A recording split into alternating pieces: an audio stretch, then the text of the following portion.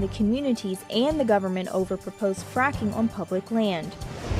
A new Ohio University policy is helping students better identify themselves. And in sports, the Ohio men's basketball team is in the Virgin Islands for their first tournament of the season. Newswatch starts right now.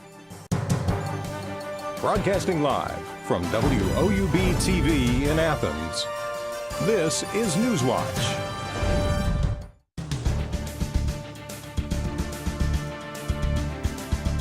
Irvine Hall has been evacuated less than an hour ago. Good evening, I'm Erica King, and thank you for joining us. The Ohio University Police Department evacuated the building after what they call a potentially unsafe environmental broke out. They say it involved a small amount of previously stored chemicals. Irvine is temporarily closed until a fire department can assess the scene. Stay tuned to WOUB Radio and WOUB.org for the latest information. The push to frack at Wayne National Forest is gaining momentum in our region. The Wayne National Forest stretches across 12 counties in southeastern Ohio. The Appalachian foothills also happen to be a prime location for hydraulic fracturing. WOUV's Ann Jacob explains how all of this also makes this area a prime location for protests. Ann? That's right, Erica. Now a big week for those who might have a say on the possibility of more fracking and injection wells coming to the landscape. Now, federal and state officials originally said they wanted to hear from people in Athens, Marietta, and Gallia counties, but now things may have changed. And I came here to show my opposition. It's one thing to frack private land, but our national forest is something that we are supposed to preserve and share for future generations. Oil and gas companies are interested in fracking nearly 32,000 acres of Wayne National Forest. The land is in Washington, Monroe, Athens, Perry, and Gallia counties. Earlier this month, the Bureau of Land Management in Wayne National Forest announced 3 meetings to discuss the possibility of building hydraulic fracturing wells on the public land. The meetings were described as open forums where residents could express their comments and concerns. But at some point, the federal agency changed the format of the meetings to simple open houses to explain the upcoming process. We felt this time around the best way to do that was really get the context in place for people, understand how they can engage throughout, the timing of it, that it's not going to be rushed, that it's not going to be in a hurry, that there's plenty of opportunity and there's plenty of steps to go through before final decisions are made. We felt was more important than an open forum as a starting point. That change in part initiated a bit of confusion at the meeting in Athens, where protesters were met with a moment of aggression from a Wayne National Forest officer.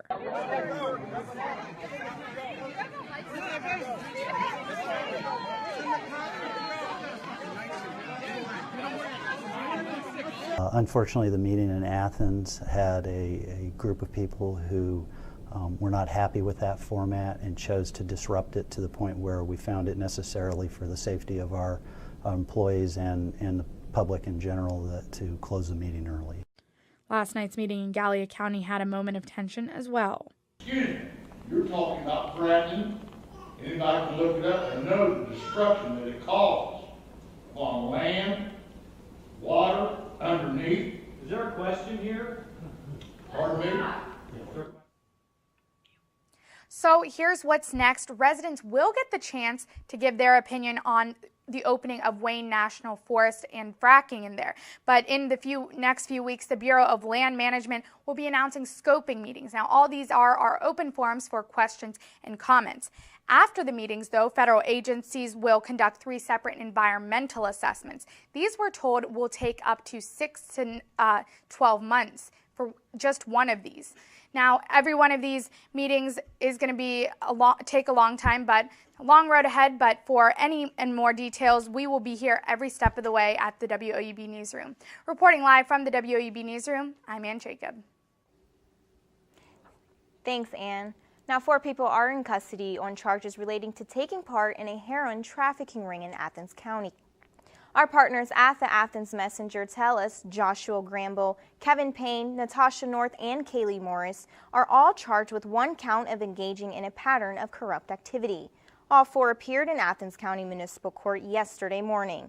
Officials say Gambrill is the leader of the drug ring. He is currently being held on a $250,000 bond. All 4 are currently being held at the Southeastern Ohio Regional Jail. Jury deliberations are still going on in the case of a former executive charged in the deadly 2010 West Virginia mine explosion. The blast at the Upper Big Branch mine killed 29 people. Former Macy Energy CEO Don Blankenship is charged with conspiring to break safety laws at the site. Prosecutors say he put profit over safety, using elusive practices to fool safety inspectors. The defense conceded that such practices did occur, but said there was no evidence linking them to Blankenship. Closing arguments in the roughly 6-week-long trial wrapped up Tuesday. Think of the words he and she. What if those pronouns are no longer applied to everyone? This has been the case for years, but Ohio University recently adopted a preferred pronoun policy, allowing students to formally go by a list of new pronouns. Professors are now expected to respect and use the pronouns each student chooses. WOUB reporter Bianca Hillier talked to people on both sides of the classroom about the changes. Can't think of a similar thing that's been accepted before. Ohio University is making history by allowing students to select their preferred pronouns at any point in their college career. Students can now go online to the Ohio Student Center and click the Names link under the Personal Information tab.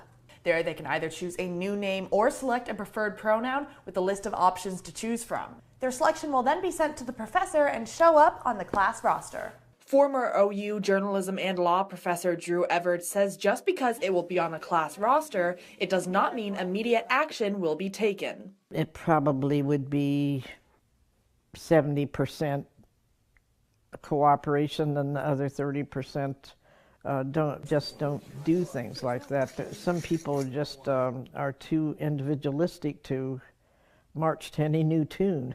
Emma Holman-Smith is the community coordinator for the LGBT Center and identifies as transgender. They, them pronouns are sort of a way, for me at least, to avoid putting myself in boxes unnecessarily, you know? While Everett accepts the verbal use of they and them as a person's preferred pronouns, she does have a problem when having to use the words as both singular and plural. It just messes up the language entirely to have they stand for singular or plural. Holman-Smith has tolerance for people getting used to the pronouns, but encourages an open mind. Language is evolving, and if you are unwilling to evolve with it, you're honestly just going to be left behind, and that's pretty unfortunate that, you know, some professors are getting left behind. Reporting for WOUB News, I'm Bianca Hillier. This week was Transgender Education Week at Ohio University and also Trans and Gender Nonconforming Awareness Month nationwide. For more information on events the university is holding, visit www.ohio.edu/LGBT. Schools in West Virginia are also changing their policies to protect LGBT employees. The Kanawha County School Board approved the change in a meeting yesterday. They added sexual orientation to the Equal Opportunity section of the school system cultural diversity and human relations policy. The school board's revision of the policy also eliminates the phrase any other status protected by the federal, state, or local law because there is no federal or state law banning discrimination against LGBT employees. Today is National Transgender Day of Remembrance, dedicated to remembering those who committed suicide or lost their lives in acts of violence for being transgender. Athens Representative Debbie Phillips is observing the day by bringing light to issues LGBT teens may face through the proposal of House Bill 247. The bill wants to prohibit healthcare professionals from providing conversion therapy to minors, a practice to try to change someone's sexual orientation or identity. Representative Phillips tells us, quote, "Conversion therapy can cause great harm to those children struggling with their sexual orientation or gender identity. House Bill 247 will keep our children safe and strengthen families by allowing them to make informed decisions based on evidence-based therapeutic practices." Now today, I spoke to Ohio University's LGBT director, Delphine Potista, who also says conversion therapy is harmful and there's something that needs to be done about it.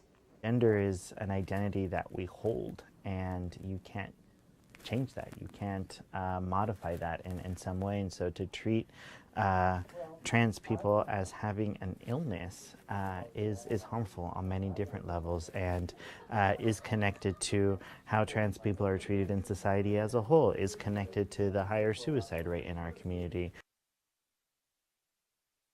There should be supportive systems instead of programs such as convergence therapy.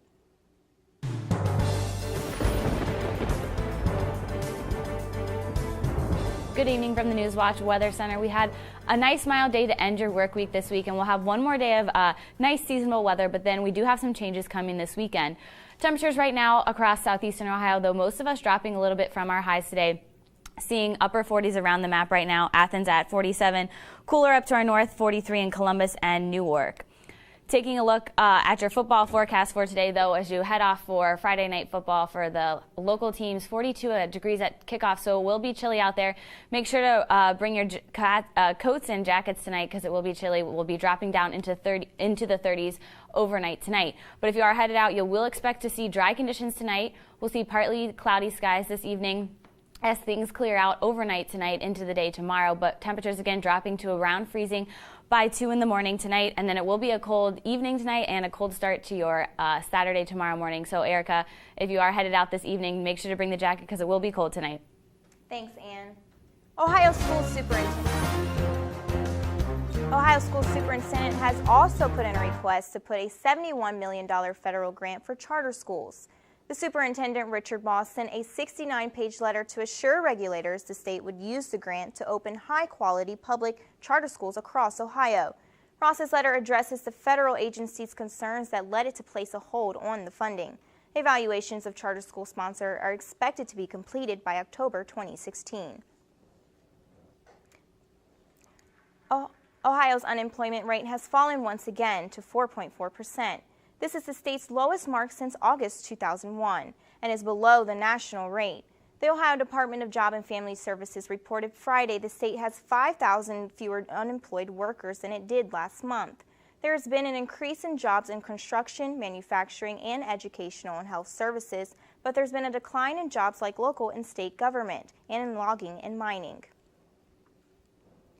First Energy customers in West Virginia could possibly see their bills going up $9 soon if the Public Service Commission approves to propose settlement agreements. First Energy could get over $133 million in revenue from customers. The company initially asked for an annual increase for fuel costs and other expenses, but the settlement agreements will reduce some of the company's initial requests. A West Virginia Attorney General has filed lawsuits against 2 pharmacies to avoid from doing business in the state. Attorney General Patrick Morris's office filed lawsuits against David Pharmacy, LLC, and Rock City Pharmacy, LCC, both based in Utah. Morrissey says the companies use personal information from patients without permission to transfer prescriptions to their Utah pharmacies, which means patients had to pay more for their prescriptions. Morrissey is also asking for a $5,000 fine for each violation of the state's consumer protection laws. And still ahead on Newswatch, Turkey Day travels, what you can expect as you hit the road for the holidays next week. And 1 week after the Paris attacks, gunmen take hostages in the Western African country of Mali. Those details coming up when Newswatch returns.